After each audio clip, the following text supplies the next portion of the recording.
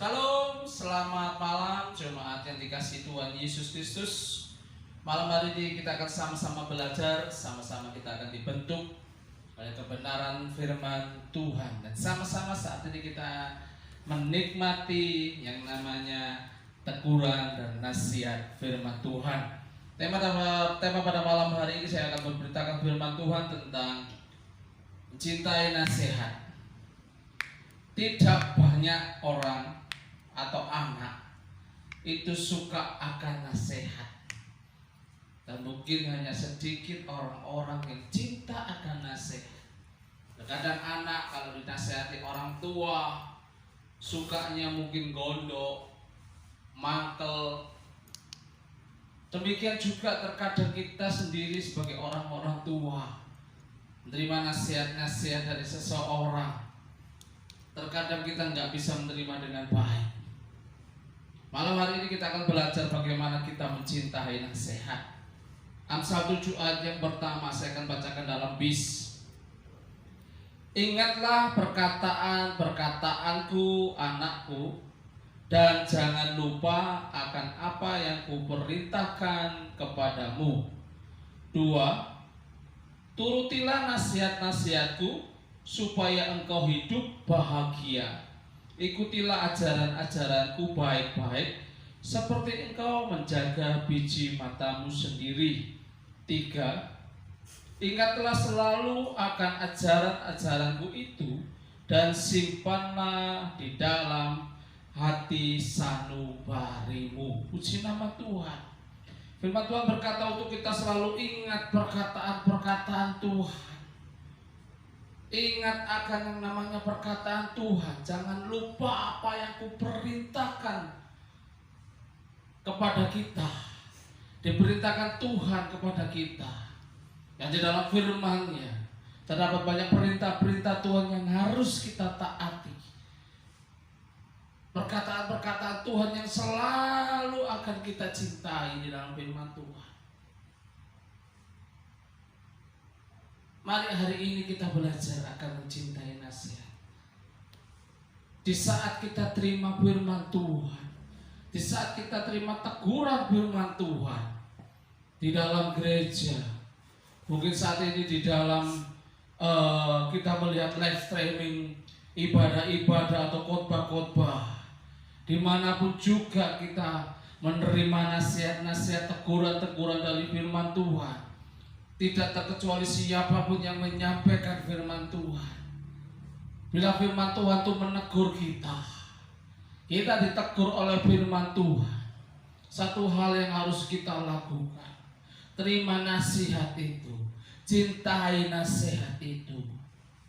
Jangan pada saat kita ditegur oleh firman Tuhan oleh beberapa hamba Tuhan, mungkin oleh hamba Tuhan, kita ditegur, mangkel, terus kita makan gondok, terus kita nggak ke gereja lagi. Karena teguran-teguran firman Tuhan yang disampaikan oleh hamba-hamba Tuhan itu baik untuk membangun iman kerohanian kita. Jadi malam hari ini kita belajar, dimanapun kita beribadah, dimanapun kita berbakti kepada Tuhan. Di saat kita terima nasihat-nasihat dari hamba-hamba Tuhan, nasihat-nasihat mungkin dari teman-teman pelayanan kita, nasihat dari orang lain, hendaklah teguran-teguran nasihat-nasihat itu kita terima dengan baik, kita terima dengan sepenuh hati, supaya kita bisa belajar lebih baik lagi tentang kerohanian kita.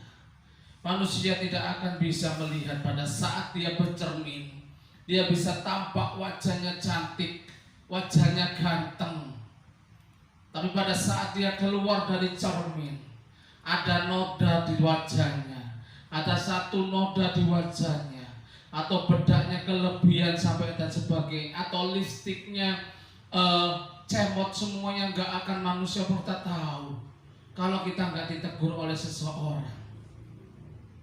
Bu, itu lipstiknya kok agak miring. Bu, itu alisnya kok agak benceng. Mas, itu wajahnya kok ada ceremotan hitam. Kita nggak akan tahu kalau kita nggak ditegur oleh orang lain. Kita nggak akan tahu kalau kita terima nasihat orang lain. Itu ilustrasi yang saya bagikan. Demikian juga hidup kita. Kita nggak akan bisa berbuat benar dan baik tanpa ditegur oleh manusia atau hamba Tuhan, atau sesama kita, oleh suami kita, oleh istri kita, mungkin oleh saudara kita. Demikian juga kerohanian kita, hidup kekristenan kerohanian kita.